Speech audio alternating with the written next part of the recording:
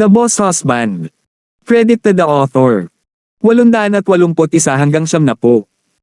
Ang mga pangalan po na nandito ay galing sa mga name generator. Kaya kung meron man pagkakatulad sa mga pangalan ng totoong tao o lugar, ito ay tunay na hindi sinasadya. Ang kwentong ito ay rated SPJ. Striktong patnubay sa mga walang jowa. Ito ay bawal din sa bata at matatandang walang asawa. Hindi namin makumpirma ang anumang bagay sa ngayon, sabi ni Snyder. Ngunit nakatanggap ang Kamarilya ng balita mula sa Zenica na may mga vampira na naglilibot na nananakit ng mga tao, kaya't si Lilith mula sa angkan ng Ventro at si Loveret mula sa angkan ng Bruja ay ipinadala sa Zenica upang mag-imbestiga. Oh!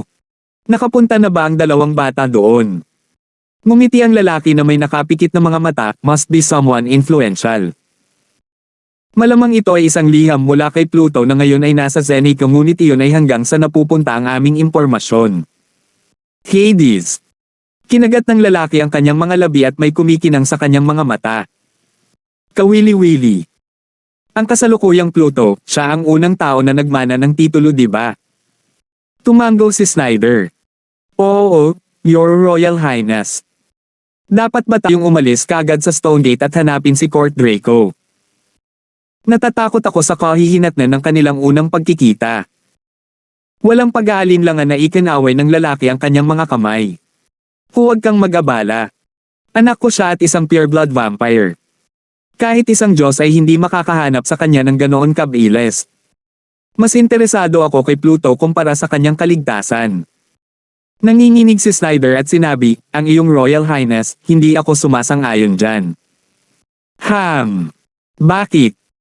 Sa nakaraang digmaan sa France, kahit na ang kalahating Diyos na si Sargeras mula sa angkan ng Ventro ay hindi makakatalo sa bagong Pluto. Hindi tayo kalaban para sa kanya, kahit na sa isang taong kasing kapangyarihan ng iyong Maharlika. Kitang-kita ang takot sa mga mata ni Snyder. Ibinalik ng lalaki ang kanyang ulo at tumawa, Snyder, nagpapasalamat ako sa iyong pagmamalasakit, ngunit alam ko ang aking mga kakayahan. Kumunat ang noo ni Snyder, ngunit wala na siyang lakas ng loob na magsalita pa. Naglaho siya sa simbahan pagkatapos ng isang magalang na pagyuko. Lumingon ang lalaki at tumingin sa higanteng gintong krus na nakasabit sa itaas. Diyos! Ngumuso siya. Sa isang mabilis na pagliko, naglakad siya patungo sa pintuan. Paglabas niya ng pinto, nagsimulang magbago ang gintong krus. Nagsimulang umulan ng pulbos at hindi nagtagal, wala nang iba kundi isang tumpok ng gintong abo sa lupa. Kasunod nito, ang eskultura ni Jesus ay bumagsak sa lupa. Sa susunod na sandali, ang silhwete ng lalaki ay hindi na matagpuan. Mabilis na kumupas ang gabi at sumapit ang umaga. Kakagising lang ni Justin para sa araw na iyon at nagpunta para magpahangin. Umupo si Lucille sa karaniwang upuan ni Marian, kasama sina Sheila, Rebecca, at Yuna. Nag-aalala silang lahat habang nakaupo sa dining table. Si Justin ay nakauwi ng madaling araw at lahat sila ay naghihintay pa rin sa kanya maliban kay Marian na nagmamadaling bumalik sa kumpanya. Nagbukas ang stock market sa States noong mga oras na iyon. Maaaring hindi eksperto si Marian, ngunit kailangan niyang naruroon para asikasuhin ang ilang bagay kasama si Talia at ang iba pang nakatataas. Mukhang hindi umuwi si Marian noong nakaraang gabi. Ang party kagabi ay pagtitipon ng mga taong may mataas na katayuan sa lipunan, kaya halatang big deal kapag may pinatay sa party. Ang punong tanggapan ng Yellow International ay tiyak na nalulula sa mga apoy na kailangan nilang apulahin.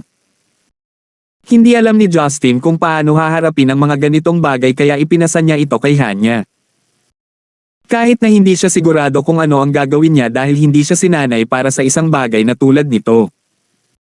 Ngunit hindi rin nagpahuli si Justin, kailangan niyang malaman kung sino ang may kasalanan sa likod ng Pocana para ayusin ang mga bagay-bagay minsan at para sa lahat. Bago iyon, kailangan niyang tiyakin na ang kanyang mga malapit ay protektado ng mabuti. Pinaalalahanan si Justin na dapat marating ni Lilith ang Stonegate ngayon. Si Lucille ay nag-aalmusal mula noong siya ay bumalik, ngunit tila abala sa isang bagay. Kinausap siya ng manager niya tungkol sa schedule niya sa trabaho sa telepono. Nakinig si Lucille sa kanya na may seryosong ekspresyon habang nagtatanong dito at doon. Tumanggaw siya bilang pag-unawa nang marinig ang sagot, mukhang mas propesyonal kaysa dati. Nagmamadali niyang ibinaba ang telepono nang makita niya si Justin. Brother Gibson, dito pa ba gaganapin ang concert ko? Tumanggaw si Justin. Siyempre, sold out na lahat ng tickets. Hindi naman natin pwedeng i-cancel ng ganon-ganon lang. Pero, kumunat ang noo ni Lucille. Nag-aalala lang ako na may mangyari sa araw na iyon at ayokong may masaktan. May libo-libong tao sa araw na iyon. Iyan ay 1,000 bagay na maaaring magkamali. Hinampis ni Justin ang kanyang dibdib. Mayroon pang maraming oras bago ang konsyerto. Hindi ko hahayaang lumubog ang aking reputasyon sa pamamagitan ng hindi paghuli sa mamamatay tao. Tinakpin ni Lucille ang kanyang bibig at humajejek. Tumanggaw siya, lubos na naniniwala sa mga salita ni Justin. Naghanda sina Rebecca at Yuna ng masaganang almusal para kay Lucille dahil bihira siyang umuwi. Sinubukan din nilang makipag-sly talk sa kanya para gumaan ang mood, magtanong tungkol sa mga interesanteng kaganapan sa showbiz. Nanghihinayang sinabi ni Sheila, nakakainis na wala akong alam. Hindi ko matutulungan si Sister Marian at hindi ako makakatulong sa concert. Nakangiting sinabi ni Justin, Sheila, maaari kang bumalik sa Korea at manahin ang Star Moon Group pagkatapos ay mas mayaman ka kaysa Marian. Kapag nangyari iyon, matutulungan mo kami. Hinampis ni Rebecca ang kanyang mga balikat at binatukan, anong kalokohan ang sinasabi mo sa kanya? Kakapasok lang niya sa isang universidad kaya bakit siya pupunta sa Korea? Naaalala mo pa ba kung paano nila tretuhin ang kanyang mga magulang? Ngumiti si Justin nang nakakatakot at kumagat ng tinapay. Joke lang sana pero parang nataman sa Sheila. Brother Gibson, sa tingin mo ba mas maganda kung pumunta ako sa Korea? Tahimik na tanong ni Sheila. Nagulat si Justin. Tapos umiling siya. Nagbibiro lang ako. Huwag mo nang i-overthink, walang mapipilit na gawin ka. Ngumiti si Sheila ngunit may nagbago sa kanyang mga mata. Kakain na sana si Justin ng konje at bigla siyang sumimangot na parang may naramdaman siya. Naguguluhang tanong ni Rebecca nang makita niya ang madilim na ekspresyon ng mukha nito, anong problema, Justin? Mukhang namumutla ka, may sakit ka ba? Ibinaba ni Justin ang kanyang tinapay at sinabi kay Sheila, Sheila, buksan mo ang pinto. Nagulat si Sheila. Buksan mo ang pinto. May hinihintay ba tayo? Nandito na siya. Mukhang nines si Justin. Natarantang tumanggo si Sheila, ngunit tumakbo pa rin siya palabas para buksan ang pinto, batid ang mga espesyal na kakayahan ni Justin. Parehong nalito sina Yuna at Rebecca ngunit masasabi nilang hindi tinanggap ni Justin ang panauhin. Napatulala si Sheila nang buksan niya ang pinto. Napuno ng disgusto ang mga mata niya nang makilala niya ang taong iyon. Ito ay isang binata na nakasuot ng military jacket na may bituin sa kanyang balikat. Pumasok siya sa loob na may hawak na isang bouquet ng sariwang bulaklak. Ang binatang ito pala ay si Lester. Sa wakas ay alam na ng lahat kung bakit nagdilim ang mukha ni Justin. Maaring magkapatid sila ngunit sila ay nakatakdang magkaaway. Ngumisi si Lucille nang makita siya. Kinasusuklaman niya si Lester dahil sa walang tigil na paghabol sa kanya. Alam ni Rebecca na hindi maganda ang relasyon ng kanyang mga anak ngunit masaya pa rin siyang makita siya pagkatapos ng mahabang panahon. Naglakad siya patungo sa kanya at tuwang-tuwang sinabing, Lester, nasaan ka sa buong oras na ito?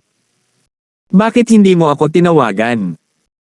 Kinusat ni Lester ang kanyang mga mata at tumingin kay Justin na tahimik na kumakain ng kanyang almusal. Nay, pasensya na po sa ugali ko noon. I was childish and immature. Nagdala po ako ng mga bulaklak para humingi ng tawad sa inyo. Pagkasabi nito, itinulak niya ang mga bulaklak sa mga kamay niya. Namhilog ang mga mata ni Rebecca nang sa wakas ay marinig niya ang paghingi ng tawad mula sa kanyang masuwing anak.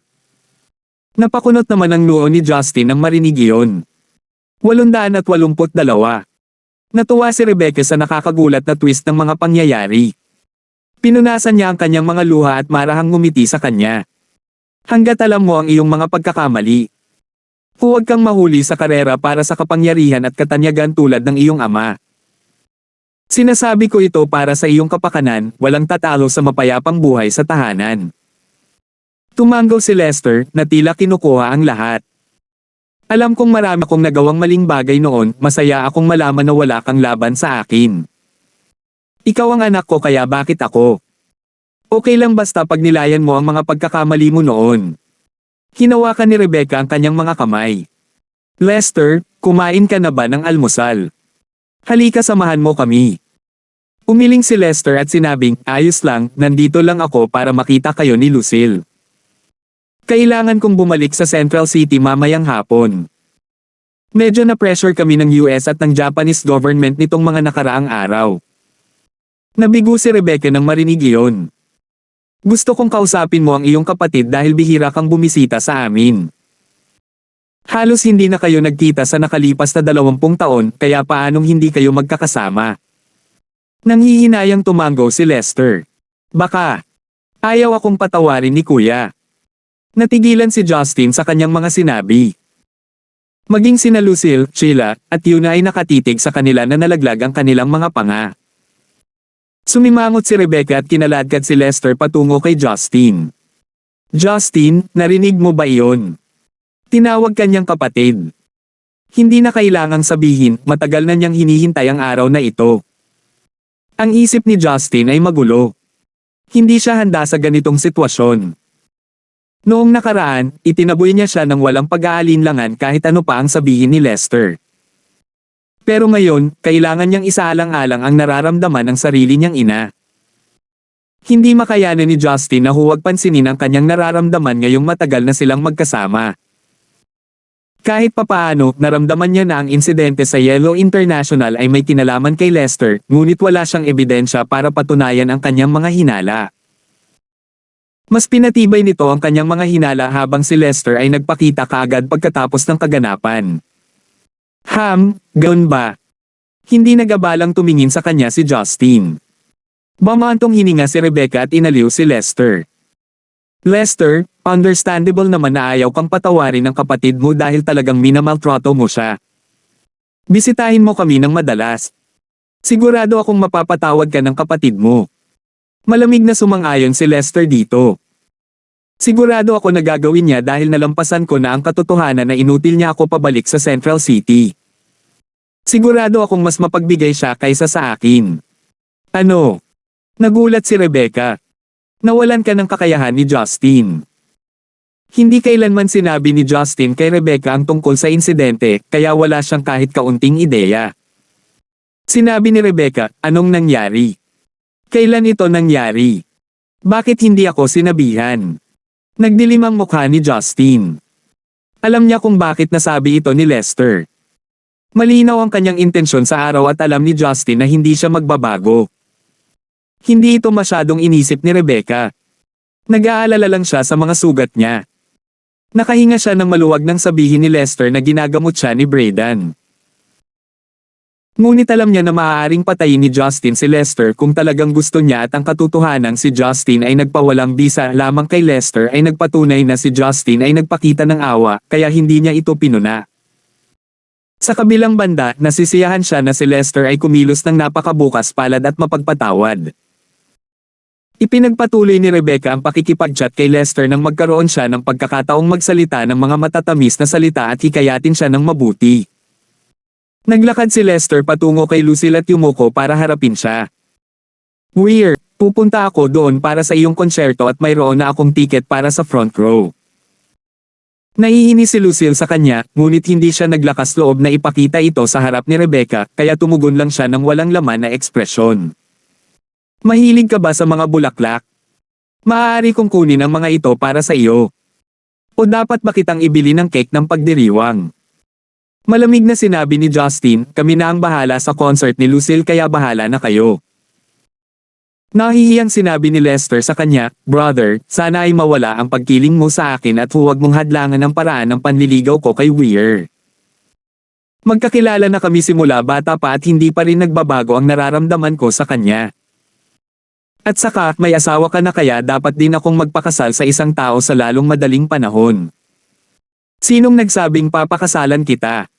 Kinakabahang sumigaw si Lucille. Gusto talaga ni Rebecca na pumayag si Lucille sa panukala ni Lester. Tulad ng sinumang ina, siya ay bulag sa mga kapintasan ng kanyang anak at hiniling na ang isang mabuting babae tulad ni Lucille ay pakasalan ang kanyang anak. Dagdag pa rito, itinuring na niya si Lucille bilang kanyang anak kaya hindi magiging ganoon katagal ang paggawa sa kanya bilang kanyang manugang. Sinubukan ni Rebecca na pagaanan ang mood. Lucille, huwag kang magalit. Si Lester ay may magagandang katangian. Huwag mong sisihin sa kanyang pagmamadali. Siya ay kumikilos dahil marami siyang gusto sa iyo. Naghilamo sina Yuna at Sheila nang makita nila ito. Umiling sila. Inis si Justin. Huminga siya ng lalim at nagpa siya na huwag nang magsalita ng anuman, umaasang aalis na si Lester sa lalong madaling panahon. Napangisi si Lester ngunit walang nakaalam nito. Nakangiting sabi niya, "Okay, I think we need some time to think over it so I'll come over some other time. Mom, take care of yourself. At saka, hindi ka ba pupunta sa Central City sometime soon? Hihintayin kita at magkikita tayo." Ngumisi si Rebecca at tumango. Ingatan mo rin ang sarili mo at huwag ka nang masaktan. Kung may ipapagawa sa iyo ang papa mo, huwag mo siyang pansinin. Tingnan natin kung kaya pa niya maging ganoon kitigas ang ulo kung hindi siya papansinin ng lahat.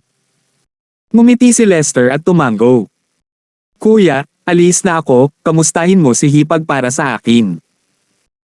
Ay oo nga pala, nakita ko ang balita ngayon, mukhang nagkaproblema si Yellow.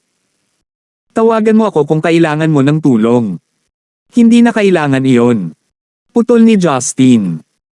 Hindi naabala si Lester sa tono ng kanyang boses at binati sina Rebecca at Lucille bago umalis.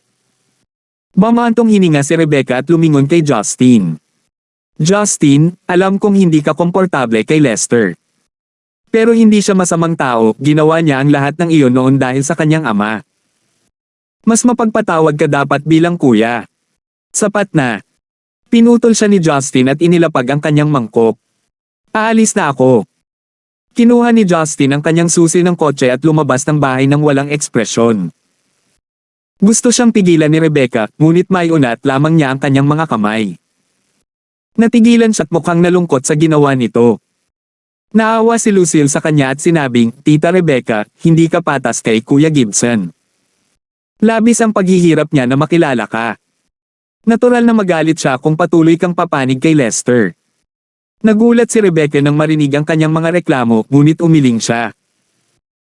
"Alam kong maaaring hindi ako patas kay Justin ngunit mas matanda siya at mas may kakayahan kaysa kay Lester. Masyadong nagdusa si Lester at hindi ko kayang kumampi kay Justin sa lahat ng oras. Para sa inyo, maaaring mas mahalaga si Justin ngunit pareho ko silang anak at hindi ko kayang saktan ng alinman sa kanila." Natahimik ang lahat sa sinabi niya. Lumapit si Yuna at tinapik ang kanyang mga braso bilang pag-unawa, alam kung ano ang kanyang nararamdaman. Samantala, hindi pumasok si Justin sa kanyang sasakyan. Sa halip, hinabol niya si Lester. 883. Ang Hummer H2 na ipininta ng camouflage ni Lester ay nakaparada ng medyo malayo. Naglakad-lakad siya papunta sa kotse na umiikot-ikot ang ulo sa gilid-gilid na parang nag-e-enjoy sa view. Ngumisi si Lester na parang hindi nagulat sa biglang pagsulpot ni Justin nang magpakita siya ng 3 metro ang layo. "Mahal kong kapatid, gusto mo bang manatili ako?" Biro ni Lester. Nagyayelong malamig ang tingin ni Justin. "Do you peg me as a fool? Do you really believe na pagtitiwalaan kita?" Mukhang problemado si Lester. "Alam kong may problema ka sa akin and that's completely understandable given our past. Pero iniwan ko na yon. Magkapatid tayo, gusto mo bang magalit si mama? Huwag mong kaladkarin si nanay dito. Si nanay ba o si Brayden ang nagbigay sa iyo ng katawan na ito?" Ngumisi si Justin. Pinaikit ni Lester ang kanyang mga mata. "Hindi ko alam ang sinasabi mo. Hindi ba nawala si Brayden? Matagal ko na siyang hindi nakikita. Huwag mo akong kumbansihin na wala kang kinalaman sa insidente sa Yellow. Hindi ako kasali." Tila hindi nabigla si Lester sa tanong. "Kuya, alam kong hindi mo ako gusto pero hindi mo ako basta-basta mabibintangan." Matiim siyang tinitigan ni Justin. Sa isang biglaang paggalaw, gumalaw siya at hinawakan ang kwelyo ni Lester. Nahulog sa sahigang military jacket ni Lester. Makinig ka, ayaw kong marinig na tinatawag mo ako ng ganyan at huwag ka nang bumalik sa lugar ko. Kung gagawin mo iyon, hindi ako mananagot sa mangyayari sa iyo, babala ni Justin. Ito ba ay isang banta? Ibinaba ni Lester ang kanyang mga labi. Hindi, bulong ni Justin. Hindi ka karapat-dapat na magbanta. Nagsasabi lang ako ng katotohanan. Nanlaki ang mga mata ni Lester at napahadjejek. At opinyon mo lang iyan. Tingnan mo, pumunta ako dito na may mabuting hangarin at wala akong sinabing makagaganyak sa iyo.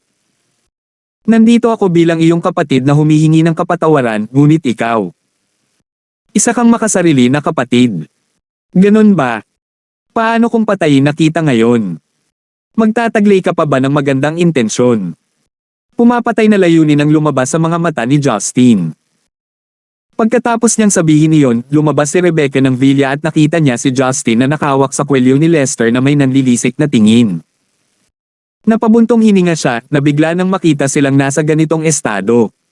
Justin! Anong ginagawa mo? Bitawan mo ang kapatid mo. Lumabas si Rebecca dahil hindi niya narinig ang pag-aapoy ng sasakyan ni Justin bagamat kinuha na niya ang susi ng kanyang sasakyan, ngunit hindi niya inaasahan na mangyayari ito. Alam niyang hindi kalaban ni Lester si Justin at nag-aalala siyang masaktan ang kanyang nakababatang anak. Nakatalikod si Lester kay Rebecca at ninisya niya si Justin, tingnan mo, mahal kong kapatid. Tinakot mo ang aming ina.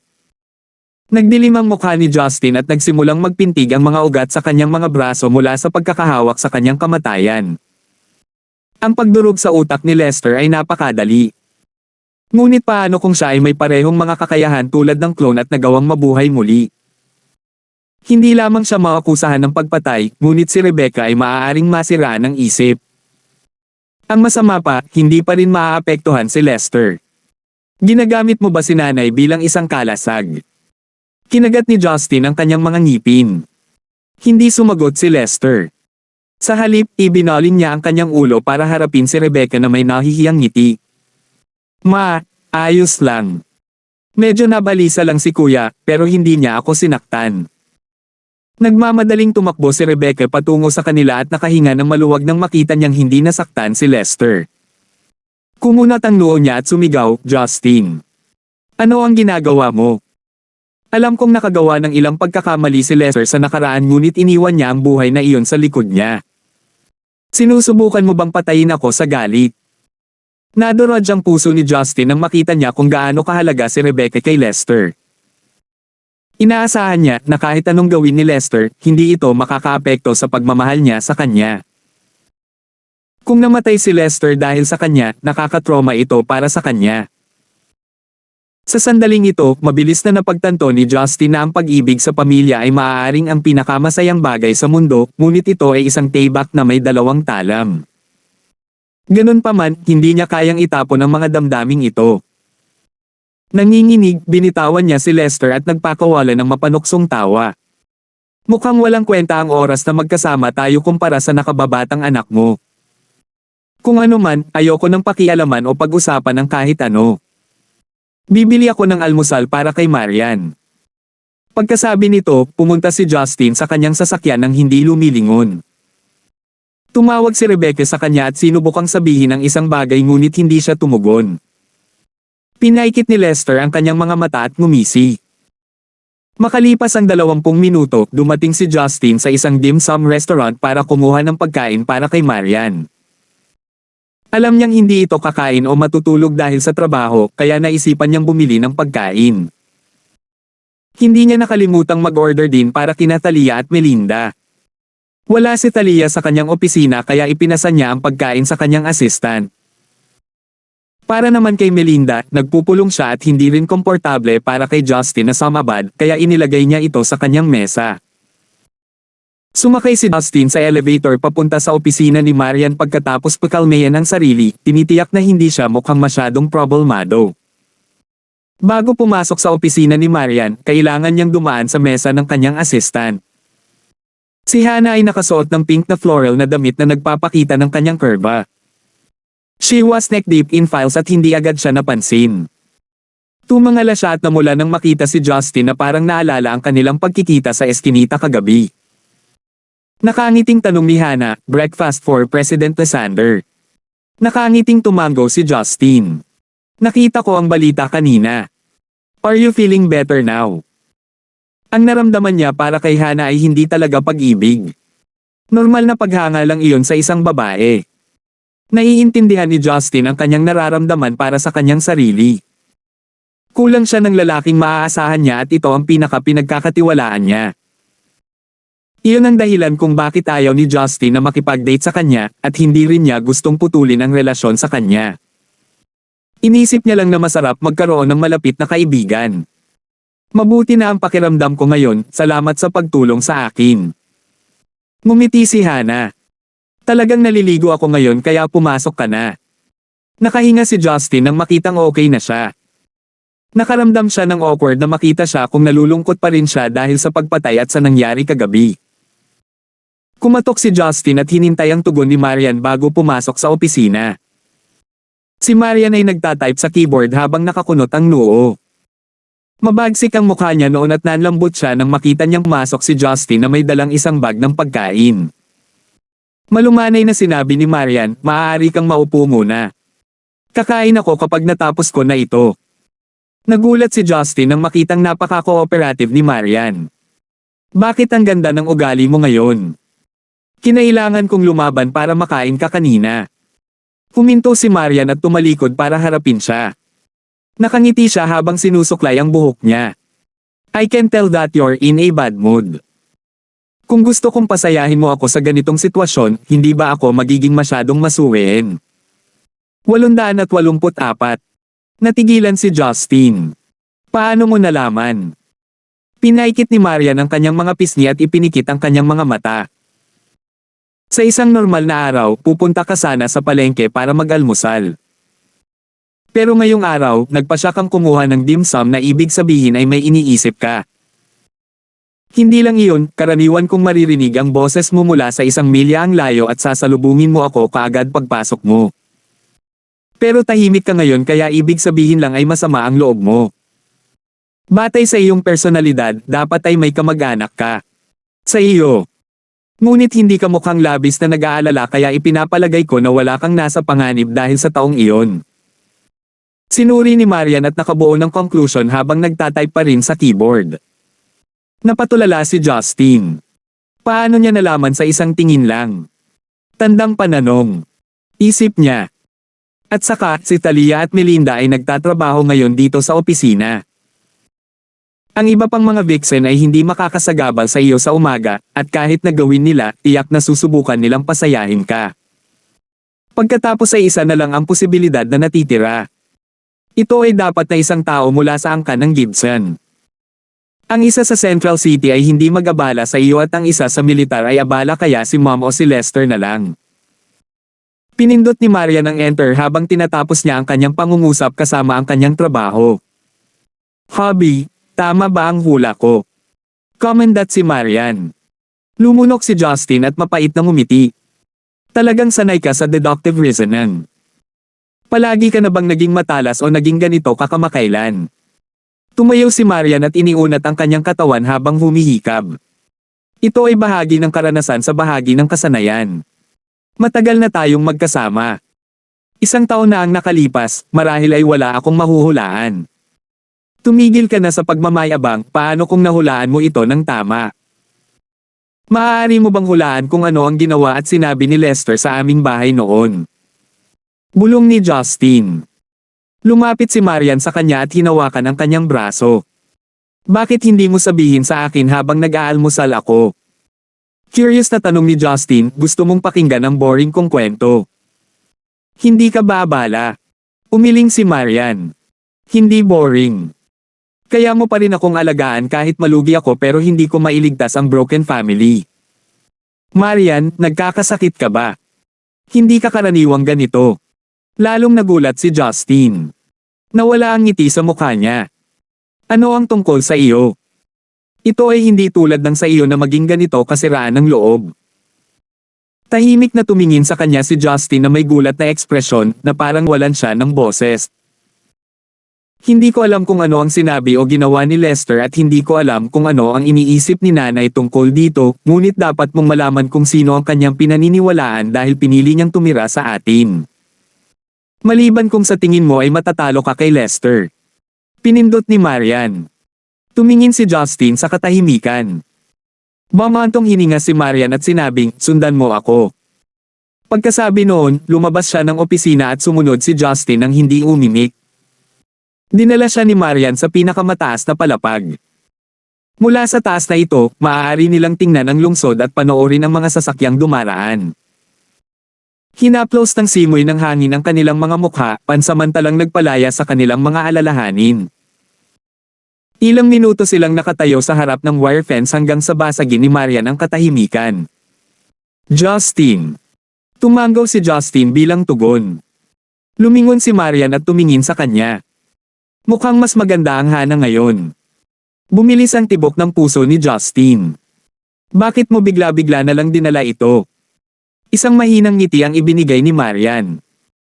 Akala ko ay malungkot pa rin siya ngunit mukhang mahusay ang iyong ginawa sa pag-aliw sa kanya. Napangisi si Justin. Nakakailang marinig ito mula sa iyo ngunit sa palagay ko narinig ko.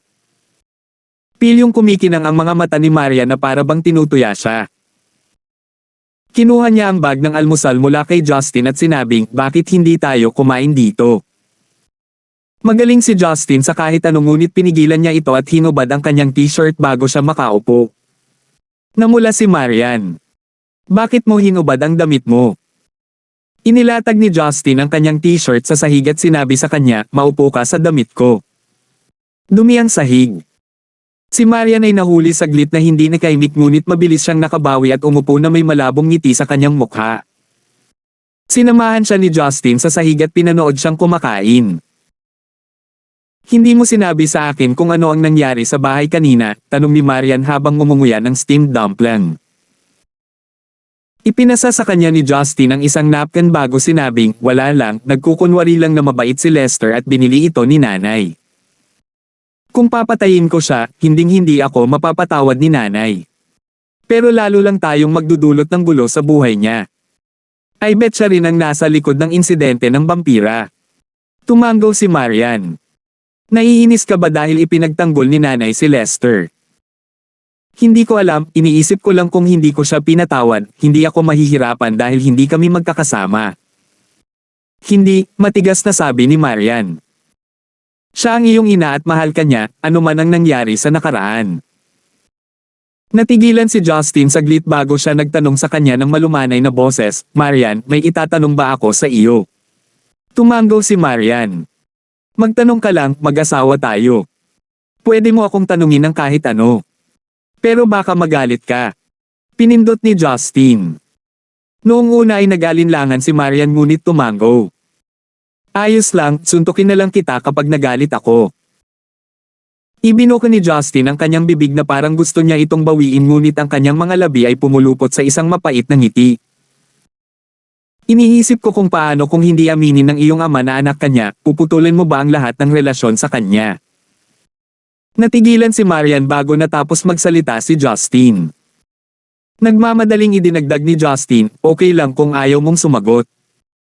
Nagtataka lang ako kung bakit napakataas ng importansya mo sa buhay pamilya gayong wala naman itong naibigay sa iyo kundi sakit sa nakaraan. Umiling si Marian para ipaalam sa kanya na ayos lang siya dito. Hindi ko alam kung bakit ganyan ang iniisip mo, pero hindi ko magawa.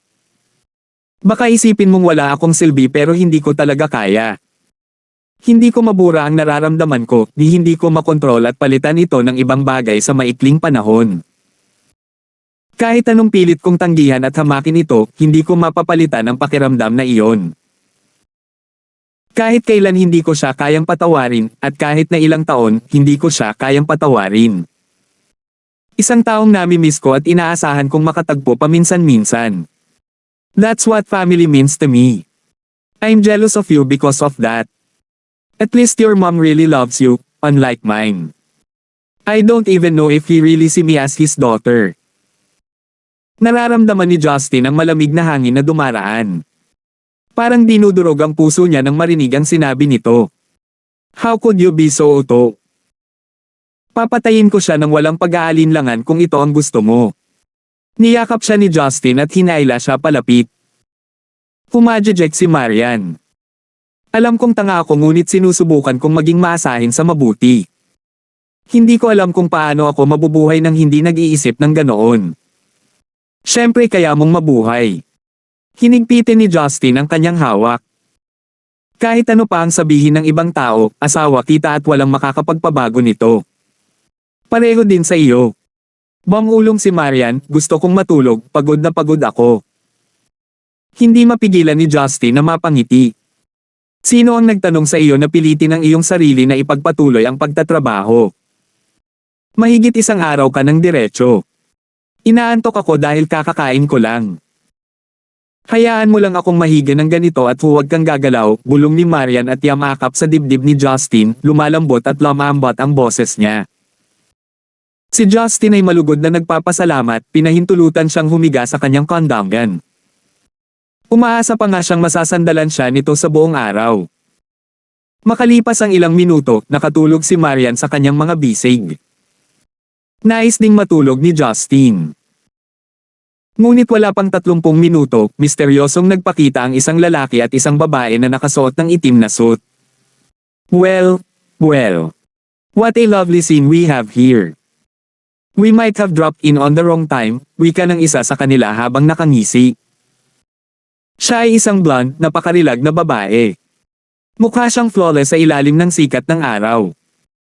Hindi kailanman iisipin ng isa na siya ay isang 200 taong gulang na pure blood vampire. 885. Natural, vampira din ang ibang lalaking kasama ni Lilith. Halos 2 metro ang taas niya at nakasuot ng itim na suit na may pulang korbata. Siya ay tumingin sa bawat bit bilang kahanga-hanga at makapangyarihan kahit na kung ikukumpara sa iba pang mga vampira. Tumingin siya kay Justin na may matalim na tingin.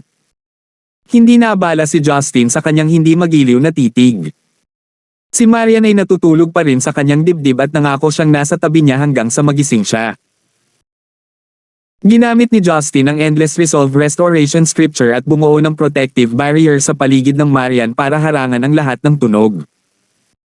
Lumingon siya ng may apologetic smile. Salamat sa mabilis na pagpunta. Pero tulad ng nakikita mo, medyo okupado ako ngayon. Bakit hindi na kayo humanap ng hotel at magpahinga? Ang ilang pagkaantala ay hindi masakit ngayong lumipas na ang insidente. Tumingin si Lilith kay Marian na may naiinggit na tingin. Napaka-sweet mo, kamahalan Pluto. Sige, pero ipapakilala ko sa iyo. Ayos lang. Pinutol siya ng kanyang kapareha sa isang malalim na boses at ibinigay ang kanyang pagpapakilala sa wikang Italyano. Loverette, Marquis of Bruja, fiancé ni Lilith. Nagulat si Justin sa kanyang pagpapakilala sa sarili. Loverette. Galit na sigaw ni Lilith. Bumalik ka sa Italia kung patuloy kang kumilos ng ganito.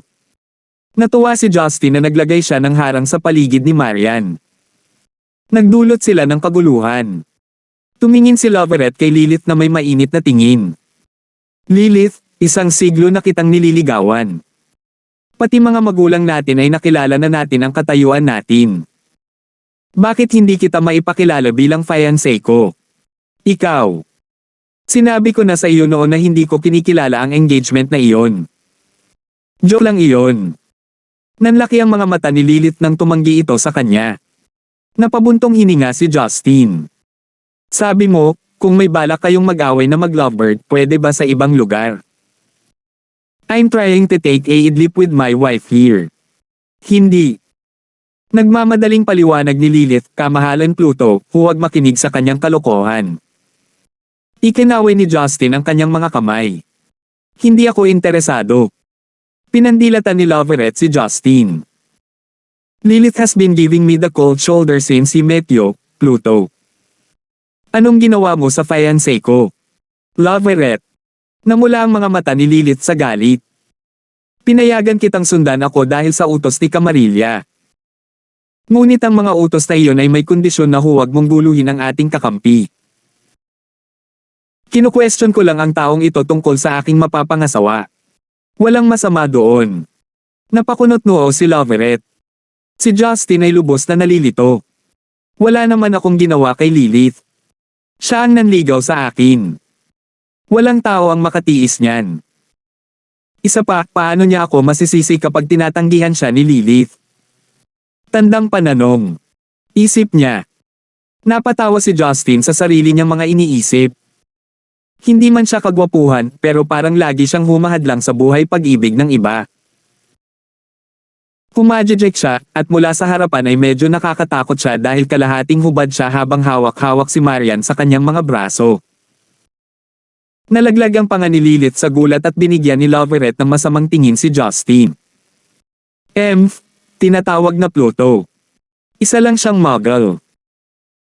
Hindi ko alam kung bakit ganoon kataas ang pagpapahalaga ni Lord Sardras, pero hinding-hindi kita kikilalanan. Nagtaas baba si Loveret.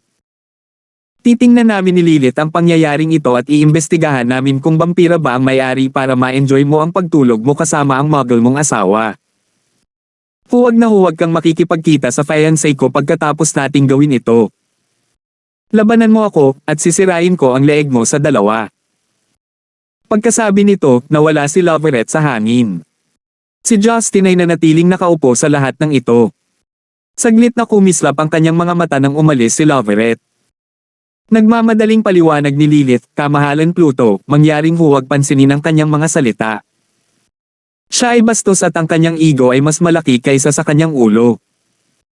Ako na ang magpapasya kung ano ang gagawin mula ngayon. Maaari kang sumama sa kanya habang sinasamahan ko ang aking asawa dito. Ipaalam sa akin kung kailangan mo ng tulong sa paghahanap ng may-ari, mahinang sabi ni Justin. Umiling si Lilith. Hindi naman dapat masyadong mahirap. May dala kaming device na tumutulong sa pagsubaybay sa mga vampira. Kaya hanggat nasa Stonegate pa siya, matuntin namin siya kaagad. Hindi alam ni Justin ang ganoong device ngunit ipinagkibit balikat ito. Ang pagkakaroon ng nabuhay para sa mga siglo, ang mga vampira ay nakabuo ng kanilang sariling teknolohiya. Ay oo. May naalala si Justin. Kung makatagpo ka ng mababang buhay na vampira na tinatawag na Mourinho, hayaan mo siya. Para sa iba, makipag-ugnayan sa akin kapag nahanap mo na sila, hindi alintana kung kailangan mo ng tulong. Huwag mo silang patayin, mayroon pa akong ilang katanungan na dapat gawin. Nagtaka si Lilith kung ano ang ginagawa niya, ngunit hindi siya nagtanong sa kanya. Umalis na lang siya pagkatapos tumango. Bagamat nagkaroon sila ng matalik na gabing magkasama sa Paris noon, wala naman talagang halaga sa kanilang dalawa. Ito ay isang gabi lamang na pinalakas ng pagnanasa. Kaya kahit na gusto nila ang isa't isa, walang mangyayari sa kanilang dalawa. Hindi ituturing ni Justin si Lilith bilang kanyang kasintahan at si Lilith ay hindi lubos na magtitiwala sa kanya. Ang kanyang pagkakakilanlan bilang isang vampira ay nangangahulugan din na siya ay mabubuhay ng mahabang buhay kaya kahit na si Justin ay isang pangunahing Diyos, siya ay magiging bahagi lamang ng kanyang mahabang buhay. Kasabay nito, sa isang beach house sa Stonegate, isang lalaki ang nakaupo sa isang mahabang leather na sopa habang nakatingin sa bintana. Siya ay isang lalaking Caucasian na may tan na balat, kasalukuyang may hawak na baso ng alak sa kanyang mga kamay. Bulong niya habang sinisipsip ito, alam mo ba kung ano ang pinakamatamis na dugo sa mundo? Ang una ay dugo mula sa isang madamdamin na lalaki na may magandang katawan. Ang pangalawa ay dugo ng isang birhen at ang huli, ang pinakamasarap, ay mula sa isang bagong silang na sanggol. Umalangaw-ngaw ang mga yabag sa buong bulwagan. Ngumisi ang lalaki. Nangaso ka na naman. Dinila ng lalaking Caucasian ang kanyang mga labi. Bakit ko naman gagawin iyon? Hinahanap ako ng buong Stonegate at hindi ako kapares ng kapatid mo. Hindi ko siya kapatid. Binuksan ni Lester ang pinto at lumabas sa pesyo. Lumingon siya at sinabi sa isang pilit na boses, siya ay isang hindi kapani-pani walang ignorante na bastard. Nagtaas ng kilay ang lalaking Caucasian.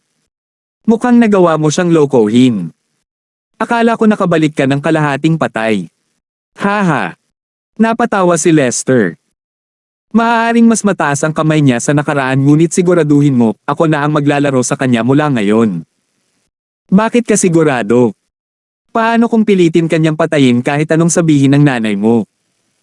Nagtatakang tanong niya. Iniabot ni Lester ang kanyang kamay at hinawakan ng isang bagay sa hangin. Hindi niya gagawin. At hindi niya magagawa. Bakit? Dahil palagi siyang nag-iisa. Napangiti si Lester. Tao ha. Maangas na sinabi ni Lester, oo, lahat ng tao ay may damdamin. Kapag mayroon silang isang taong pinapahalagahan nila, nagiging kahinaan ito. Kaya kung nagmamalasakit siya sa kanyang pamilya, mga kaibigan, at mga manliligaw, hindi siya kailanman magiging isang tunay na Diyos. Matatalo siya. 886. Namula ang realisasyon sa mukha ng lalaki. Ikaw ay isang nagbagong tao. Naturuan ka ng mabuti ni Brayden. Ang mga mata ni Lester ay kumikinang habang siya ay sumugod sa harap ng lalaki at nakahawak sa kanyang leeg. Stop pretending in front of me. Ibang-iba ako sa'yo, umaasa ako sa sarili ko. Nabubuhay ka lang dahil sa tatay mo. Huwag kang matrigger ng ganoon kadali. Alam nating pareho na si Brayden ang tunay na bayani at dapat ay maswerte tayo na pareho tayong buhay ngayon. Hindi siya nasaktan sa ginawa ni Lester habang nakangiti habang hinihila ang mga kamay ni Lester palayo sa kanyang leeg. 2 miyembro ng Kamarilya ang dumarating para sa akin, hindi ba dapat kang magtago? Hindi pa sinabi ni Brayden na pinapayagan kang mabunyag. Sigurado ka bang kaya mo sila? Mukhang nagdududa si Lester. Humikab ang lalaki. Noong nakaraan, hindi. Pero ngayon, hindi na mahalaga kung ang mga magulang nila ang sumama sa kanila. Hindi na nagpatuloy si Lester at mabilis na pumunta sa kanyang sasakyan. Nang makalis na siya, lumitaw sina Lilith at Loverette sa mismong pisyo kung saan nakatayo si Lester ilang segundo ang nakalipas. Hi! Ang tagal na ninyong hindi nagkita. The ever so beautiful Miss Lilith and always so unfriendly Marquis Loverette, casual niyang bati sa kanila. Tiningnan siya ni Loverette ng masama. Alam kong ikaw iyon, Draco. Ang iyong katangahan ay hindi pa nagagawa. Walang makakapagligtas sa iyo sa pagkakataong ito. Huwag kang ngang magbunyi. Hindi ba dapat maupo na lang tayo at I-enjoy ang view? Bihira lang tayong tatlo magkita. Ang matikas na prinsesa ng Ventru clan, ang makapangyarihang tagapagmana ng Bruja clan at ako, a minion of the Sabbath from the Timania clan. Care for a glass of blood. Wala akong interes na sumali sa iyong munting party. Makabubuti sa iyo na tumakbo habang kaya mo pa. Malamig at walang emosyon ang mukha ni Lilith. Bamantong hininga si Draco at ibinaba ang ulo. Alam mo ba kung bakit nagkaroon ng panahon ng pagbagsak ang mga vampira? Nagpalitan ng tingin sina Lilith at Loverette at kumunat ang noo. Dahil ito sa mindset na nakasanayan na ng mga vampira. Ang kanilang katigasan ng ulo ang humila sa kanila pababa. Itinaas ni Draco ang kanyang ulo na may kumikinang na mga mata. Masyado kang inosente. Akala mo ba talagang naghintay ako dito dahil sa inip? Puno ka ng kalokohan, alam mo ba yon? Ngumisi si Lilith. May kumikinang sa kanyang kamay, ang Massacre Blade, isa sa mga mahiwagang sandata ng lahi ng dugo. Inilapag ni Draco ang kanyang baso ng alak at niluwagan ang kanyang mga balikat habang sinabing, tinanong ko kung gusto mo ang tanawin dahil gusto kong tingnan kung nagustuhan mo ang sementeryo na nakuha ko para sa inyong dalawa. Kukunin ko ang iyong katahimikan bilang pagtanggap. Tumawa si Loverette dahil sa galit. Well, mukhang may malaking halaga ka nang hindi nakuhang kumpiyansa. Taos puso akong umaasa na lalaban ka na nakikita na parang natalo kita ng paulit-ulit. Lumiwanag ang mga pulang kislap sa kanyang mga kamay at lumitaw ang isang palakol mula sa manipis na hangin. Ito ay isang palakol na may 2 metrong hugis gasoklay na may pulang puno. Naiinggit talaga ako sa palakol mo. Maswerte ako, magiging akin ito kapag napatay kita, panunuyan ni Draco.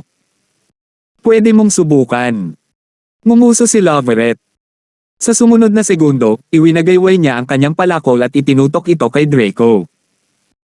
Naiwasan ni Draco ang kanyang pag-atake kahit na tila hindi siya handa para dito. Ipinagpatuloy ni Loverette ang kanyang mga pag-atake. Ang isang ordinaryong tao ay makakakita lamang ng mga after images ng bawat swing. Ang kanyang mga galaw ay ganap na naiiba mula sa mga kilos ni Lilith, ngunit ang mga resulta ay parehong nakakagulat. Gayunpaman, mas mabilis si Draco kaysa sa inaasahan niya. Kahit anong pilit niyang pag-atake, hinding-hindi nagagawa ni Loveret na atakehin siya. Bakit ito nangyayari? Ang bilis niya. 3 beses siyang mas malakas kaysa dati. Parehong napailing sina Lilith at Loveret. Sa wakas ay alam na nila kung bakit tiwala si Draco sa kanyang mga kakayahan. Kahit gaano kakabiles, hindi ka makakatakas. Ibinalik ni Loveret ang kanyang palakol at nang iwagayway niya ito pasulong, nabuo ang pulang ambon sa paligid niya. Kaagad pagkatapos nito, ang ambon ay naging bahagi ng palakol at magkasama silang bumuo ng isang napakalaking palakol.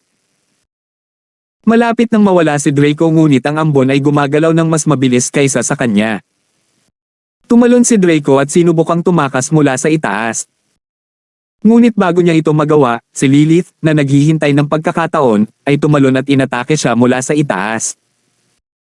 Si Lilith ay mas mabilis kaysa kay Loveret, kaya mas mahirap para kay Draco na makatakas. Ang kanilang palakol at espada ay magkasabay na dumapo ang kanilang suntok kay Draco at naputol ito sa kalahati. Nagpalitan ng tingin sina Loveret at Lilith at nakahinga ng maluwag habang binawi ang kanilang mga sandata. Sa totoo lang, bahagyang natakot sila sa lakas ni Draco. Ngunit may nagbago-bago nila lubos na maunawaan ang nangyari. Nagsimula ng buuin muli ang katawan ni Draco. Ang dugo at laman ay hinayla at pinagsama ng isang mahiwagang kapangyarihan. Sa susunod na minuto, muling nabuhay si Draco. Napabuntong hininga siya at tumingin sa kanila ng nakakalokong tingin. Tapos na ang oras ng laro. Oras na para magseryoso. Kahit gaano pa kitigas si Lilith, hindi siya matatalo. Paano? Paano mangyayari ito? Bulalas niya habang napaatras sa gulat. Napatulala rin si Loveret at bumulong siya sa sarili, dapat dumudugo siya ng husto dahil sa sumpa. Bakit? Paano ito nangyari? Sinabi ni Draco nang may pang-aalipusta, sinabi ko sa iyo. Ang iyong mga siglong lumang paraan ng pag-iisip ay humahadlang sa iyong pag-unlad. Hindi lang kayo, kundi maging ang mga pangunahing Diyos ay haharap din sa totoong Ragnar. Kay! Anong kalokohan? Huwag mong isipin na tapos na ito ng napakabilis. Itinaas ni Loveret ang kanyang dibdib, ipinatawag muli ang kanyang galit sa digmaan. Kahit ano. Walang kwenta na ipaliwanag ito dahil malapit na rin namang matapos ang buhay mo. Umiling si Draco at nang muli siyang tumingin sa kanila ay madilim at nakakatakot ang kanyang tingin. Binabalaan kita. Naglalaro lang ako kanina pero ngayon, pumanda ka para harapin ang buong galit ko. Naglaho si Draco bago pa man niya natapos ang kanyang pangungusap. Sa susunod na segundo, muli siyang lumitaw sa tabi ni Loveret at nataman ang kanyang baba. Sa isang daing, si Loveret ay lumipad sa langit. Mabilis na itinaas ni Lilith ang kanyang espada para ipagtanggol ang sarili ngunit nakaposisyon na si Draco sa kanyang likuran. Dama po ang kamao niya sa ulo niya at may malakas na sampal bago naging abo si Lilith. Oh, doble. Ang totoong Lilith ay lumitaw sa likod mismo ni Draco.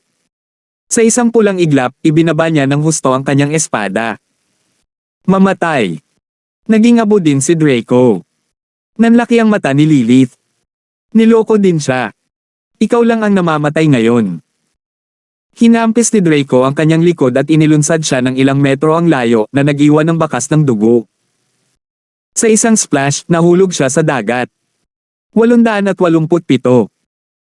Ang labanan sa pagitan ng mga vampira ay nangyari sa bilis na hindi nakikita ng mata ng tao. Nagsimulang makakita ng pula si Loveret nang makita niya si Lilith na binugbog ni Draco. Napakalakas niyang iwinagayway ang kanyang dambuhalang palakol na nagsimulang pumipintig ang kanyang mga ugat habang tumatakbo patungo kay Draco. Blood Avalanche. Isang malaking bulk zone ng pulang ambon ang nagsimulang umikot at pumunta sa Draco sa lakas ng isang avalanche. Tumawa si Draco. Nakakahiya na ang napakalakas na artifact ay nasayang sa iyo. Ang kanyang damit ay punit-punit habang lumalaki ang kanyang mga kalamnan. Halika! Pungol ni Draco at diretsong hinarap si Loveret. Laking gulat ni Loveret nang makitang ang pulang ambon ay naharang ng isang mahiwagang kapangyarihan. Mukhang hindi nito naapektuhan si Draco. Paano ito? Ang kanyang katawan. Ito ay hindi isang katawan ng lahi ng dugo. Napagtanto ni Loveret na binago ni Draco ang konstitusyon ng kanyang katawan. Ngunit wala na siyang oras para mag-alinlangan nang ibinaba niya muli ang kanyang palakol pasulong, sa pagkakataong ito ay nakatutok sa kanyang balikat. Sinalo ni Draco ang palakol gamit ang kanyang mga kamay. Ngumisi siya. Masyadong mahina. Sa sandaling natapos niya ang kanyang pangungusap, inihagis ni Draco ang kanyang kamao sa dibdib ni Loveret. Dumiretso ito sa dibdib niya. Nanlaki ang mga mata ni Loveret sa galit at umungol ng umatras kaagad. Hindi nasaktan ang kanyang puso kaya buhay pa si Loveret. Tila sinadya ni Draco na hayaan siyang mabuhay. Ngunit ang ikinatakot ni Loveret ay ang katotohanan na ang kanyang sugat ay hindi gumaling ng kusa. Ang mahiwagang kapangyarihang iyon ay pumipigil sa paghilom ng sugat dahilan para bumulwak ang kanyang dugo mula sa sugat. Ano? Anong kapangyarihan ito? Vampira ka pa rin ba? Ungol ni Loveret. Hindi nagabalang sumagot si Draco sa kanya. Sa halip, pinili niyang humarap sa dagat. Nakalabas na si Lilith sa dagat at nakatayo sa tabi ng dalampasigan, humihingal habang tumutulo ang tubig sa kanyang blonde na buhok. Ang kanyang espada ay kumikinang na pula habang pinupunasan niya ang dugo sa kanyang bibig. Lilith, alam mo na noon pa man ay gusto na kita. Hayaan mo akong putulin ang isang deal, maging lingkod ko at pakikitunguhan kitang mabuti. Napangisi si Draco. Ang angkan ng Timania ay maaaring miyembro ng masamang sabat kahit pangit ang mga miyembro ng angkan, vampira ka pa rin.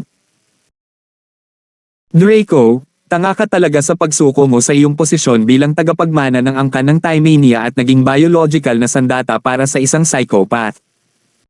Babae, huwag mo nang sayangin ang hininga mo dyan. Sinong nagmamalasakit sa angkan ng Timania? Hindi na ako ang duwag na Draco. Lakas lang ang mahalaga. Kahit ang mga magulang mo ay hindi ako kayang talunin. Sandali na lang bago ako pumalit sa lahi ng dugo. Saka lang malalaman ng matigas ang ulo na matatanda na ako ang pinakamarangal.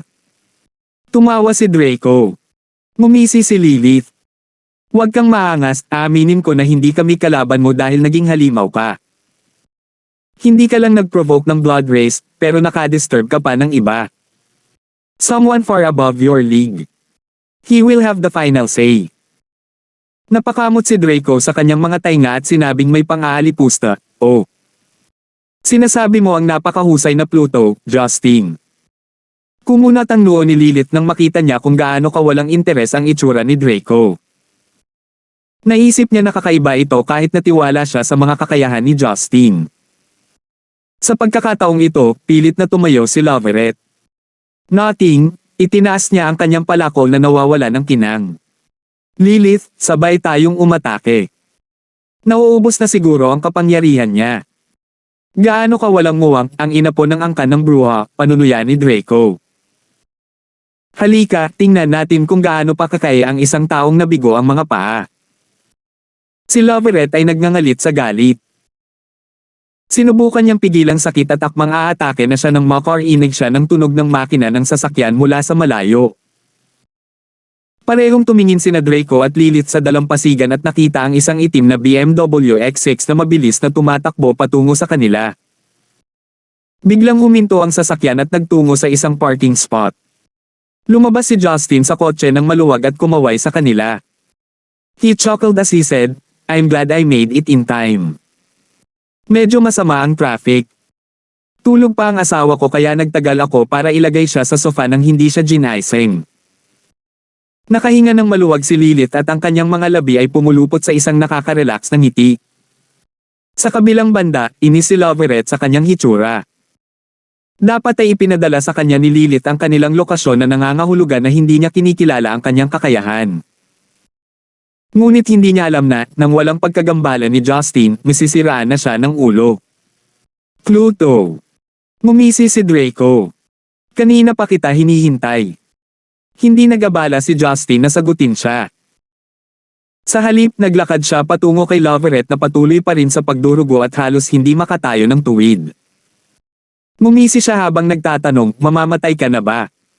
Nawasak, mamantong hininga si Loveret. Umalis ka. Talunin mo siya kung sinasabi mong napakalakas mo. Saka ko lang makikilala ang iyong lakas. Nakangiti pa rin si Justin ngunit kumikinang sa mali siya ang kanyang mga mata. Parang may natitira ka pang laban sa iyo. Bakit hindi kita paalisin? Hindi nagroon ng pagkakataong sumagot si Loveret nang hampasin ni Justin ang kanyang ulo gamit ang kanyang kaliwang kamay. Sa isang malakas na kalabog, nagkapira-piraso si Loveret. Malubhang bitik ang kanyang bungo at bumaon ito sa kanyang tiyan. Unti-unti, nagsimulang masunog ang kanyang katawan bilang abo sa ilalim ng araw. Halos hindi makapag-isip ng maayos sina Lilith at Draco. Napagtanto lamang nila kung ano ang nangyari nang umatras ni Justin ang kanyang kamay. Bakit? Napawi ang ngiti ni Lilith. Your Majesty Pluto. Bakit mo pinatay si Loveret? Ang kalaban natin ay itong Tridor, si Draco mula sa angkan ng Timania. Kinamayan ni Justin ang kanyang mga kamay at sinabi sa malamig na paraan, hindi ako mabait sa mga pagbabanta. Kung tama ang pagkakaalala ko, binyantaan niya na babuliin niya ang aking leeg sa rooftop. Kung hindi ko hawak ang aking asawa at walang oras na harapin siya, namatay siya sa mismong lugar na iyon. Nanlamig ang katawan ni Lilith. Hindi niya maisip na may napatay sa isang pangungusap na kanilang sinabi. Higit sa lahat, magkakaibigan ang Camarilla at Justin. Hindi man sila magkaalyado, nag-collaborate na sila noon pa. Ngunit si Justin ay hindi naabala sa katotohanan na si Loveret ay isang miyembro ng angkan ng bruha at ang may-ari ng artifact. Siya ang anak ng prinsipe ng bruha. Kamahalan Pluto, ang ginawa mo ay. Galit na galit si Lilith. Walang pag-aalinlangan na sinabi ni Justin kung ano man ang problema niya, kaya niya akong tanggapin. Pero kung malino siya, susuko siya at susubukan para sa isa pang anak. Sana, mas matalino. Pagkasabi nito, tumalikod si Justin para harapin si Draco. Nakakunot ang noo niya habang nakatingin sa buff guy na may tan skin. No wonder gustong-gusto ng angkan ng Timania na kunin ang katawan ng ibang tao. Ang pangit mo talaga. Bakit hindi pumili si Brayden ng mas maganda kapag binago niya ang katawan mo? Hindi ko gets ang sinasabi mo, pero gusto ko ang ginawa mo kay Loveret. Ang mga mata ni Draco ay napuno ng pagnanasa sa dugo. 888. Nahulog para dito. Tumingin si Justin sa paligid. Kung hindi mo kilala si Brayden. Paano si Lester? Bakit wala siya para suportahan ka? Nagpasya ba siyang umalis ng maaga? Sino si Lester? Hindi ko kilala ang alinman sa kanila. Pumalaklak si Draco. Napabuntong hininga si Justin. Gusto mo na lang talagang mamatay. Sa tingin mo ba ililigtas ka ng mahiwagang kapangyarihang ibinigay ni Brayden sa iyo? Hindi. Hindi ko yun iniisip. Isang nakatagilid na ngiti ang pinakawala ni Draco. Kahit ang clone ay hindi ka kayang talunin kaya paano ako mananalo? Hindi ako ganoon katanga. Gumugol ako ng maraming oras sa pagpaplano ng aking pagtakas. Nagsisimula ng magsawa si Justin sa kanyang monologo. Naglakad siya patungo kay Draco habang sinasabing, kinailangan ko ng 3 hanggang 4 na hit para patayin ang clone. Ilan sa tingin mo ang kakailanganin mo? Nanatiling tahimik si Draco at ninisyan, Pluto, bakit hindi ka tumawag sa bahay at tingnan sila? Nagulat si Justin. Bahay. Ipinadala na niya ang Sea Eagles para alagaan sila, kaya ano ang posibleng magkamali? Nasa iyo kung magtitiwala ka sa akin. Maaari mo akong atakihin kung gusto mo ngunit gagawin mo ba ito sa kapinsalaan ng iyong pamilya? Noong una ay nag-alinlangan si Justin ngunit naisip niyang hindi pa rin makakaalis si Draco kaya kinuha niya ang kanyang telepono at tumawag sa bahay. Ilang ring ang itinagal bago may kinuha ang telepono. Hello. Si Rebecca iyon at parang nanginginig siya. Agad na kumunat ang noo ni Justin. Mom, anong nangyari? Huminga ng malalim si Rebecca. Justin. May pumasok sa bahay namin kasama ang 2 lalaking nahimatay. Hiniram din nila kami ni Yulan sa pag-alis. Buti na lang at wala si Sheila sa bahay. Anong nangyayari? Nagulat si Justin. Ang 2 lalaki kaya ay miyembro ng Sea Eagles. Nagpadala ba si Brayden ng isa pang clone? Ngunit kung ang clone na iyon ay walang mga kakayahan na katulad ng sa mga pangunahing Diyos, paano niya napatumba ang Sea Eagles ng malamig? Si Brayden ba ay bumuo ng hukbo ng mga Diyos? Hindi nababasa ang ekspresyon ng mukha ni Justin nang makita niya kung gaano kabangga si Draco. Mom, hayaan mo siyang sagutin ang telepono. Ipinasa ang telepono at nagulat si Justin nang marinig ang boses ng tao. Kamahalan Pluto, naaalala mo pa ba ako? Mourinho. Namulat siya at agad na pinagsama-sama Justin ang malaking palaisipan na sinusubukan niyang lutisin. Nakita ni Lilith ang gulat na ekspresyon niya at mas lalo siyang natarante nang marinig ang salitang Mourinho. Tama, ako ito. Natawa si Mourinho. Salamat sa iyo, nagawa kong takasan ang nakakainis na mga miyembro ng Hari ng Camarilla at pumasok sa iyong bahay. Pinisil ni Justin ang kanyang tulay sa ilong. Kasama mo sila sa lahat. Bingo, congratulations. Tama ka. Ngumisi si Mourinho. How was my acting? Oscar-worthy, don't you think? I think you were touched by my acting skills last night. I wanted to laugh at the stupidity of the situation so badly but held it in. Madilim ang mukha ni Justin na para bang nalunod siya sa itim na ulap. Hindi napigilan ni Lilith na magtanong, Kamahalan Pluto, hindi ba si Mourinho ang mababang buhay na hiniling mong bitawan namin, ano ang problema niya? Sinabi ni Draco nang may pang-aalipusta bago sumagot si Justin, hayaan mo akong sabihin sa iyo kung ano ang nangyari, Miss Lilith. Isinagawa ni Mourinho ang isang perpektong trahedya ni Shakespeare sa harap ng ating napakalakas na Pluto.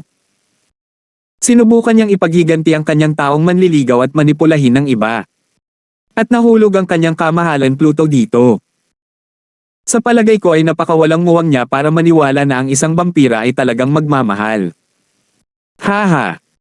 Ang mga awit na iyon na si Ivan ay isang alipin ni Mourinho. Pinatay niya ito at sinabing ipaghihiganti niya siya mamaya. Maaaring naging superstar siya sa mga tao ngunit para sa amin, siya ay walang iba kundi isang alipin. Natupad niya ang kanyang layunin sa pamamagitan ng pagkamatay at pagdadala ng gulo sa inyo. Nagulat si Lilith, nakatingin kay Justin na hindi makapaniwala.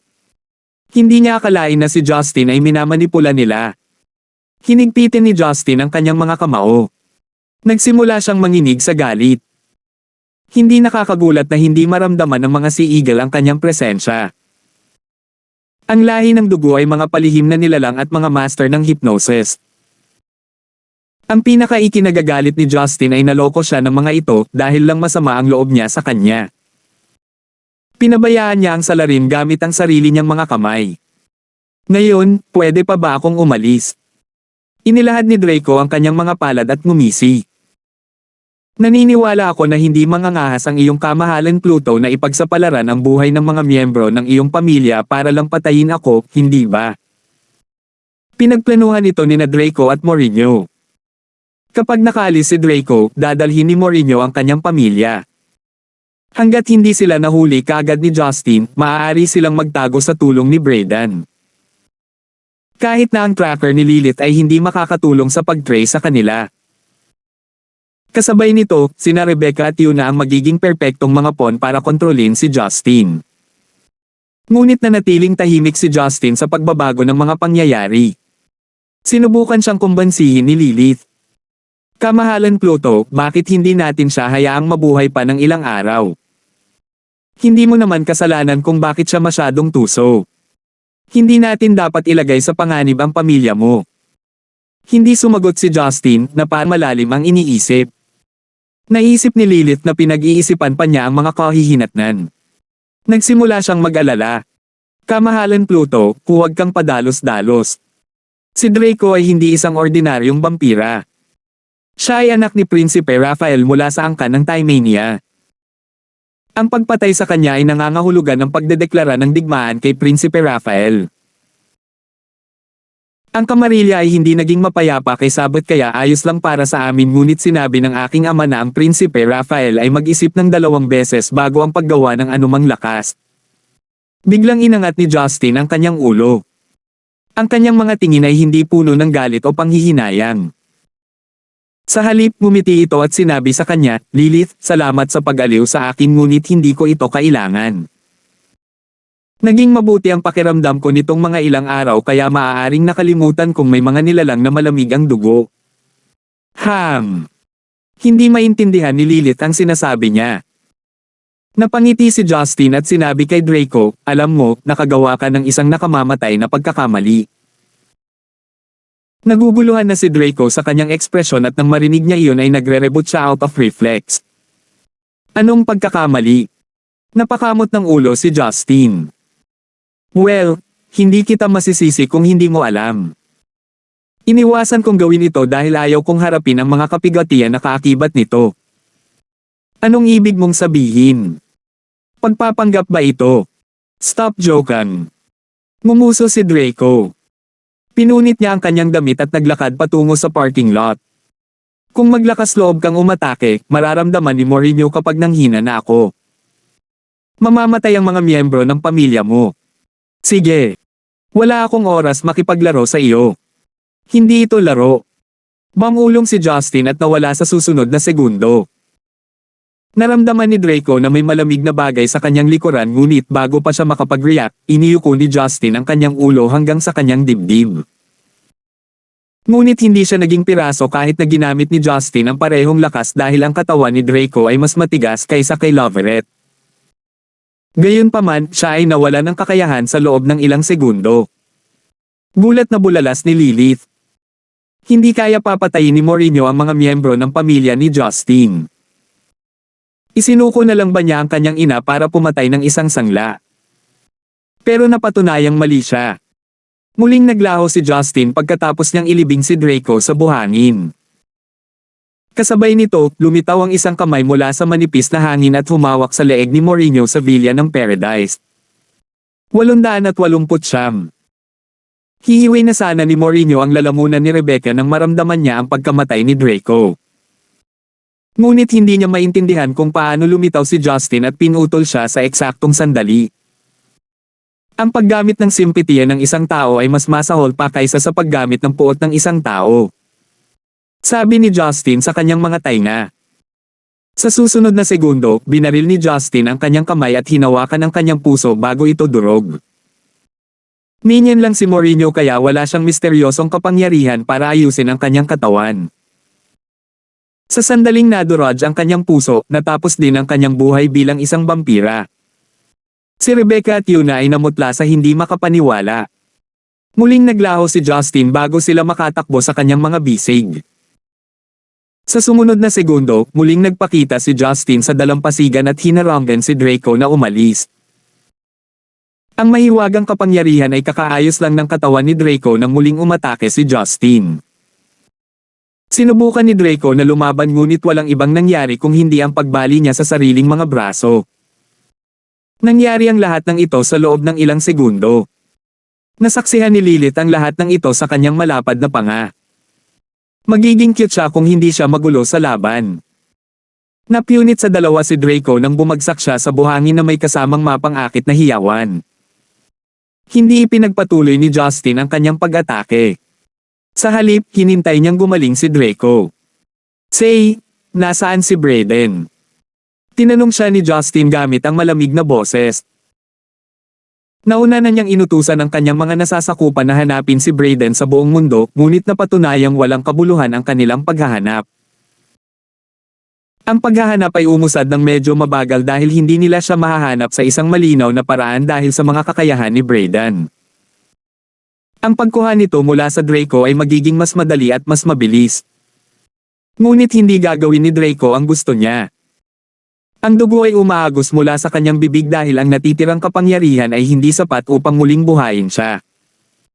Ikaw, talagang malakas ka, walang gana na sagot ni Draco. Kung sasabihin ko ba sa'yo, pakakawalan mo ba ko? Hindi, sagot ni Justin. Pero at least may makakasama ka. Namumula ang mga mata ni Draco habang tumatawa, samahan mo ako. Ang tanga mo. Hayaan mong sabihin ko sa'yo itong Pluto, hinding-hindi mo mahahanap si Brayden kahit kailangan kong mamatay. At sabihin ko sa'yo, pagbalik niya, ikaw na lang ang sasama sa akin. Damn it. Alam ko na. Nagtataka si Justin kung bakit siya magdudulot ng mga kaguluhan na hindi nakakapinsala sa kanya o sa mga nakapaligid sa kanya. Nandito ba sila bilang mga distractions? Nagdadala ng gulo sa amin para wala akong oras na pakialaman si Brayden. Naisip niya. Si Brayden ay malamang na nag-iipon ng kapangyarihan mula sa bato ng Diyos mula nang napagtanto niyang maaari niyang saktan si Justin gamit ito. Hindi talaga natakot si Justin. Kung tutuusin, mas malakas siya kaysa kay Brayden. Pero isinantabi ang tiwala niya, kung may nangyari man talaga sa mga taong nakapaligid sa kanya, hindi na magiging masaya. Ngayong dumating na ang mga bagay sa puntong ito, tumigil si Justin sa pag-aalinlangan. Malinaw na ayaw makipagtulungan ni Draco, kaya walang dahilan para panatilihin siyang buhay. At kasama nito, nagpatawag si Justin ng isang alon ng Heaven and Earth Restoration Energy at ginawang abo si Draco. Nanginginig si Lilith habang pinagmamasdan si Draco na halos wala na. Ilang segundo na ang nakalipas ay tumatawa pa siya at ngayon ay nawala na siya sa hangin, na tinatangay ng hanging dagat. Matapos masaksihan ang lahat ng ito, itinapon ni Lilith ang lahat ng kanyang romantikong damdamin para kay Justin at nais lamang na makipagkaibigan sa kanya. Well, of course, kung gusto niya, it would be an honor. Ngunit nagalinlangan siyang mangyayari iyon dahil palagi siyang napapalibutan ng mga babae at mas matanda siya sa kanya ng 2 siglo.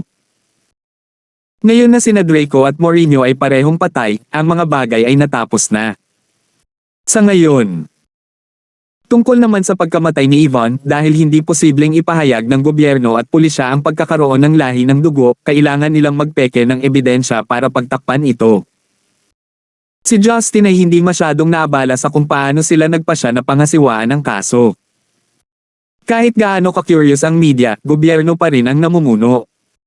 Sa huli, maaari lamang nilang baguhin ang mga artikulo na nakakapinsala kay Yellow.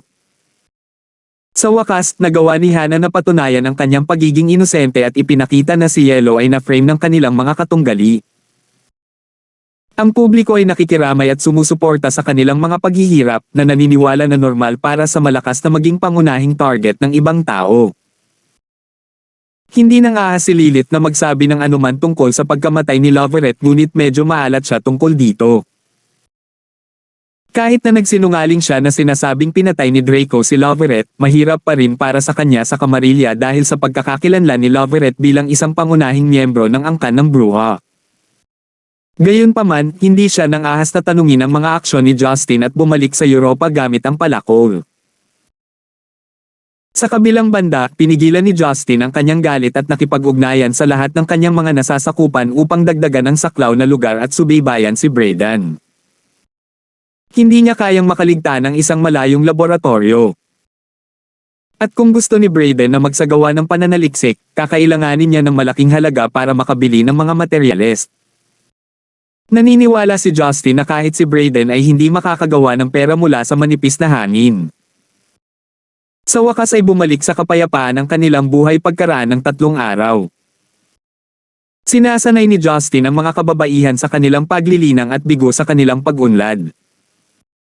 Maliban kay Karen na nakapasok sa yugto ng Golden Court, ang iba ay medyo mabagal kahit na para sa talent Adam Rose. Bagamat may natutunan siya sa ulan, hindi siya kasing galing ni Justin. Batay sa kanyang pag-unlad, siya ay nasa edad 40 bago siya pumasok sa yugto ng Golden Core. At kung magtatagal si Rose ng ganoon katagal, ang iba ay nasa 60s na sila bago sila makarating sa Golden Core stage. Sa teknikal na paraan kung ito ay noong sinaunang panahon, ang mga normal na tao ay hindi makakarating sa yugto ng Golden Core kahit na sila ay 100. Ngunit sa kakaibang pagsasanay ni Justin, kahit na ang pinakabago sa mga tao ay dapat na makapasok sa yugto ng Golden Core ng madali. Ngunit hindi na makapaghintay si Justin. Hindi rin matanggap ng mga babae na mapapanatili lamang nila ang kanilang kagandahan sa kanilang mga ika-60 taon. Huli na iyon para sa kanila. Hindi maibabahagi ni Justin ang paghahayag na ito sa kanila, baka mabigla sila. Sa kabutihang palad, mayroon pa silang maraming taon at naniniwala si Justin na makakaisip siya ng isang bagay upang pabilisin ang pag-unlad ng kanilang paglilinang. Sa pagtatapos ng Hulyo, ilang araw lamang bago ang konsyerto ni Lucille, sa wakas ay nagtipon sila upang ipagdiwang ang pag-enroll ni Didi at Sheila sa Stonegate University. Tuwang-tuwa si Jenna kaya tinawagan niya si Justin sa umaga para sugurin sila. Pinaalalahanan pa niya itong dalhin si Lucille, umaasang kakanta siya. Taga raw na noon sa Stonegate ngunit hindi masyadong mainit sa tirahan ng Yuan dahil natatakpan ito ng mga puno. Dinala ni Justin ang mga babae kasama si Jenna at mayroon ng isang dissenting spread na inilatag sa mesa sa tabi ng pavilion. Nag-set up pa ang mga chef ng barbecue grill. Ito ay dapat na isang maliit na partido, ngunit ngayon ay mukhang mas malaki kaysa sa inaasahan. Dumating na sina Teresa at Didi. Kumakain sila ng mais sa tabi ng lawa. Madumi ang mukha ni Didi at sinaway ng kanyang ina habang pinupunasan ang kanyang mukha, tingnan mo. Paano mo nagawang madumihan ang iyong mukha habang kumakain ng mais? Napangiti si Didi habang kinakain niya ang corn stub. Galit na galit si Teresa at binati sila bago sabihin kay Didi, narito ang iyong mga biyenan. Mangyaring kumilos ka. Hindi sumagot si Didi, sa halip ay tumigil siya sa pagkain at tinitigan ang kanyang ina na may malalaking bilog na mga mata. Napabuntong hininga si Teresa nang dumighay ang kanyang anak. Ang mga Tang at Yuan clans ay malapit sa isa't isa mula noong ang kasal sa pagitan nina Oscar at Didi ay nakumpirma, kaya ito ay tulad ng pananatili sa kanilang sariling tahanan. Si Rebecca ay abala sa pakikipag-usap kay Jenna ngunit napansin na si Henderson ang naruroon ngunit hindi si Oscar. Nagtataka niyang tanong, nasaan si Oscar, hindi ba palagi niyang kasama si Didi? Napangiti si Jenna. Mayroon kaming ilang bihirang pagpapakitang panauhin kaya papunta na si Oscar para kunin sila. Nagkataon lang pero malalaman mo kung sino sila. 800 na po. Nasa sabik si Rebecca na malaman kung sino ang mga bisita dahil napakahiwaga ni Jenna Gibson tungkol dito. Lumapit si Henderson at bumantong hininga. Napakabihirang magsama-sama. Isinama pa ni Justin si Marian. Oye, Lucille, Sister Wang, at Sheila, please make yourselves at home. Kumain ka ng kahit anong gusto mo at huwag kang mahiya. Let us enjoy what little time we have together. Ang iba naman ay nagpapahinga at kumakain at umiinom pagkatapos ng kanyang mini speech. Sinamahan ni Sheila si Didi sa barbecue. Naranasan na niya ito mula noong nagtatrabaho siya sa mga night market.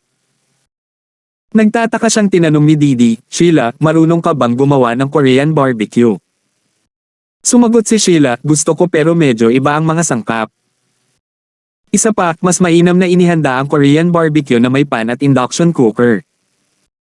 Magkakalat sila ng isang layer ng mantika at magprito ng tenderloin, steak, at sirloin. Mukhang masarap talaga. Bakit hindi natin gawin? Maaari kong hilingin kina tita at tiyo na dalhin ang induction cooker. I'm craving for beef liver and tongue. Si Didi ay sumikat sa pananabik. Pinisil ni Sheila ang kanyang pisngi, baboy ka. Kaka-breakfast mo lang tapos ngayon nagnanasa ka na ng beef tongue. Tinakpin ni Didi ang kanyang mukha at bumulong habang nakatingin sa kanyang ina na humihigop ng juice sa isang lounge chair, Sheila, paano mo ako kukurutin? Tinitingnan ka ng nanay ko. Binibuli mo lang ako dahil alam mong wala akong magagawa sa. Pinutol siya ni Teresa bago niya matapos ang kanyang pangungusap. Sheila, sa susunod ay kurutin mo ng husto.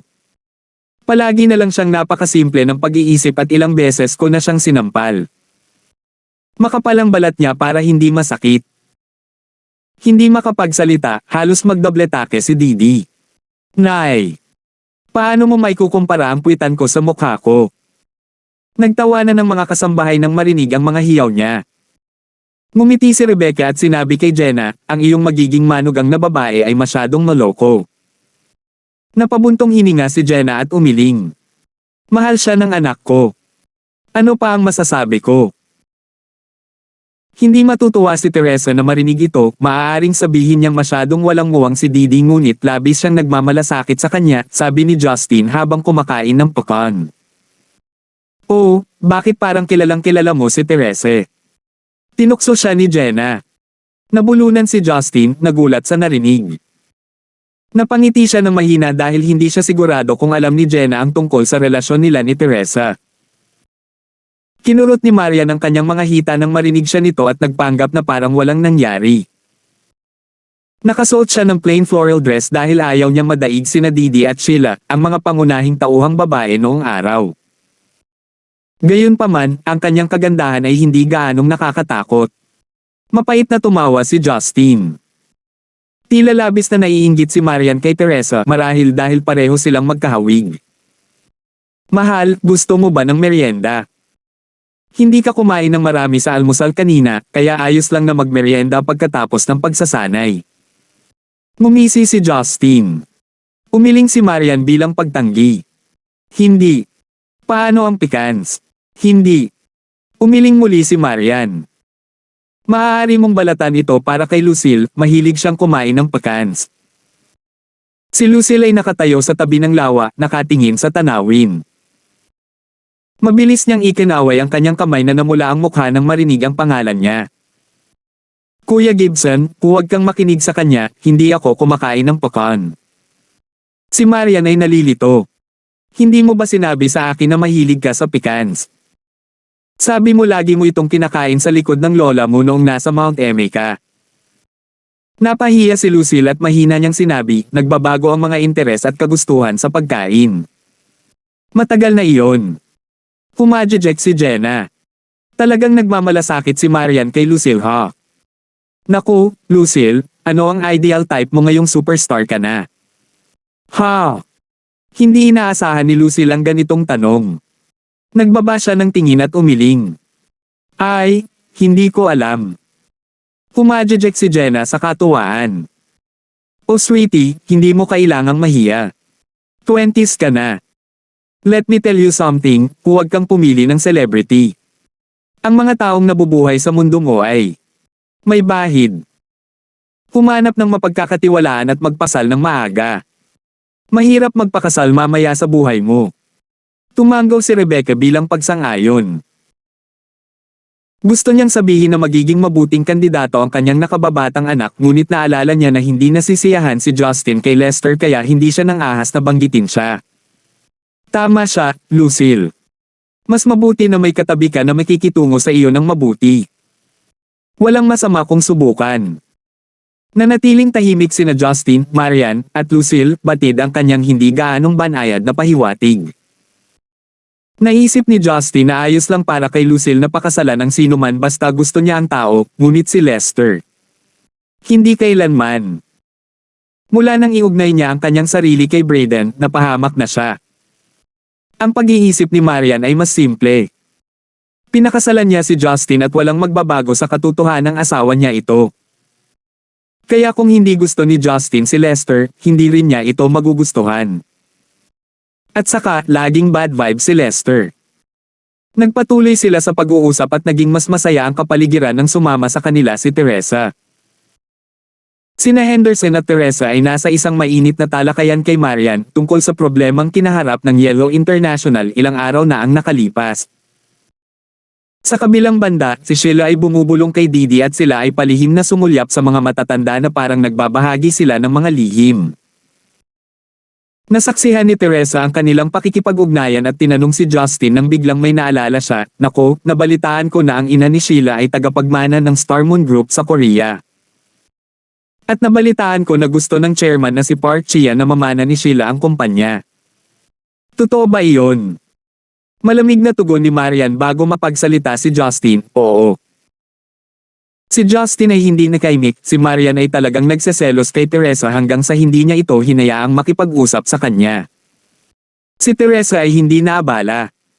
Sanay na siya sa ugali ni Marian sa kanya. Ngumiti siya ng malumanay at sinabing, kung totoo iyon, ang bait talaga ng ating Didi.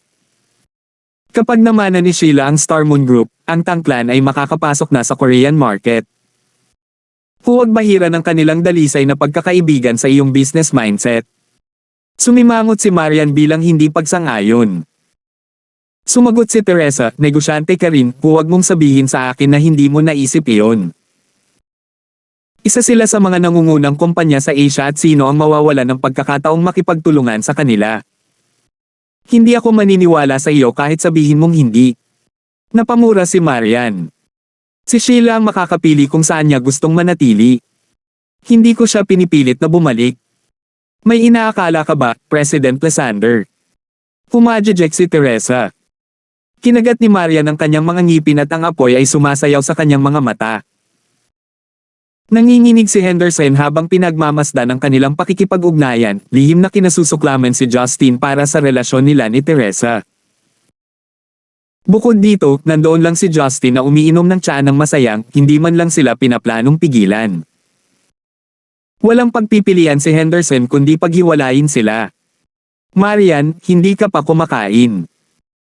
May oras pa bago magtanghalian kaya bakit wala kang malagkit na rice balls? Sinenyasan niya ang kasambahay na ilagay ang mga kahon sa harap ni Marian. May mga glutinous rice balls sa kahon sa iba't ibang lasa at kulay. Tinawagan ko si Justin noon para tanungin kung ano ang nagustuhan mo at sinabi niya na talagang gusto mo ang glutinous rice balls mula sa Jaws kaya nagpadala ako ng isang tao para kumuha. Pumili ng alinmang lasa na gusto mo, bukas palad na sabi ni Henderson. Si Marian ay naabala ng malagkit na rice ball sa kanyang mga mata, agad na nakalimutan ang kanyang galit kay Teresa. Sister Marian, mahilig kang kumain ng glutinous rice balls. Hindi ba para sa mga bata yan? Napaka-girly mo. Pang-aasar ni Didi. Namula si Marian sa kahihiyan bago siya tumingin kay Justin. Nagkunwaring inosente si Justin at sinabing, "Mahal, bakit ganyan ka makatingin sa akin? Hindi ka ba mahilig kumain ng glutinous rice balls?" Walang masama sa sinabi ko. Sinubukan ni Teresa na pigilan ang kanyang pagtawa. Kaya gusto mo ng glutinous rice balls, ha, President Lysander? Si Didi noon ay mahilig kumain ng mga ito noong siya ay nasa kindergarten. Sa palagay ko, ang maliliit na batang babae ay magpakailanman na mahilig sa malambot, chewy na pagkain. Sa puntong ito, sasabog na si Marian. Salamat po at sinamahan ninyo ako, ingat lagi mga master.